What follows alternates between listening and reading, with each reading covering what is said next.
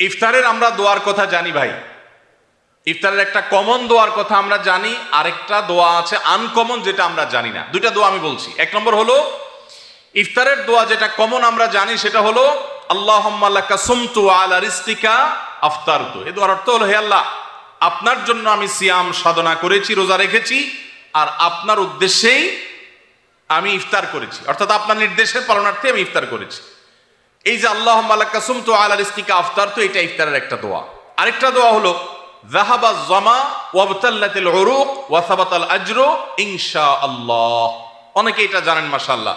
যাহাবা যামা মানে আমার পিপাসা দূর হয়ে গেছে, ওয়াবতাল্লাতিল উরুক আমার শিরা উপশিরাগুলো সব সিক্ত হয়ে গেছে, ওয়া সাবাতাল আজরু ইনশাআল্লাহ এবং আল্লাহ চাহেন তো এই রোজার বিনিময় আমার জন্য অবধারিত হয়ে গেছে।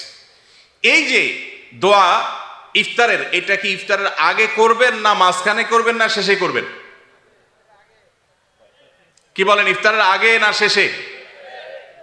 যারা যারা আগের পক্ষে তারা হাত তোলেন। মাশাআল্লাহ, বহু লোক। ভাইরা আমার, এই দোয়া ইফতারের পরে করবেন, আগে না। অনেকেই এই ভুলটা জানেন, অনেকে মনে করেন যে আগেই করতে হয়, আগে না। ইফতারের দোয়া কখন করবেন? ইফতারের শব্দের অর্থের দিকে খেয়াল করলে তো দেখতে পারেন পিপাসা দূর হয়ে গেছে, শিরা উপশিরা সিক্ত হয়ে গেছে, এটা কি ইফতারের আগে হয় না পরে হয়? তাহলে আল্লাহুম্মা লাকা সুমতু আলা রিজকিকা আফতারতু, আল্লাহ তোমার জন্য রোজা রাখলাম, তোমার রিজিক দিয়ে ইফতার করলাম, এটা কি আগে না পরে? পরে। অতএব এটা ইফতারের পর। তাহলে ইফতারের শুরুতে কি পড়বেন? বিসমিল্লাহ।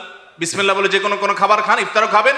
ইফতার খেয়ে ফেলছেন, 2-4 লোকমা খেয়েছেন, একটু পানি খেজুর খেয়েছেন, তারপরে দোয়া পড়তে পারেন। আর চাইলে একদম শেষ করেও পড়তে পারেন। আর এটা নিজের ভাষায় পড়লেও হয়ে যাবে, কিন্তু সুন্নাত হবে, বেশি উত্তম হবে নবীজির ভাষায় পড়তে পারলে, সরাসরি আরবি টেক্সটটা পড়তে পারলে। আল্লাহ আমাদেরকে তৌফিক দান করুন।